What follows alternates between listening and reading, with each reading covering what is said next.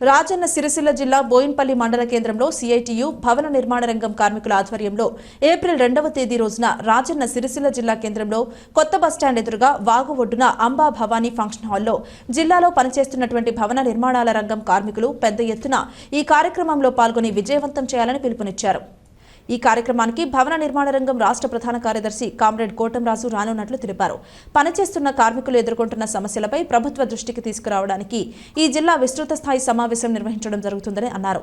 ఈ కార్యక్రమంలో బోయిన్పల్లి మండలం భవన నిర్మాణ రంగం అధ్యక్షులు ఎడపల్లి బాబు, జిల్లా సిఐటియు కమిటీ మెంబర్ గురజాల శ్రీధర్, అలాగే భవన నిర్మాణ రంగం కార్మికులు బొడ్డు రాజలింగం, బొజ్జ శ్రీను, దాసరి నర్సయ్య, పొత్తూరి మహేందర్, లచ్చయ్య తదితరులు పాల్గొన్నారు. మీటింగ్ పెట్టడం జరుగుతుంది.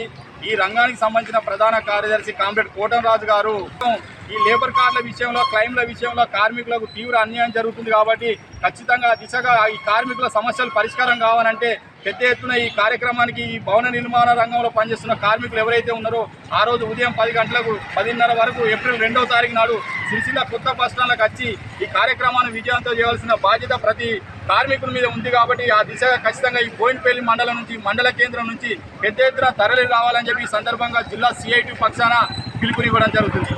జిందాబాద్ సిఐటియు, జిందాబాద్ సిఐటియు, వర్ధిల్లాలి భవన నిర్మాణ కార్మికుల ఐక్యత.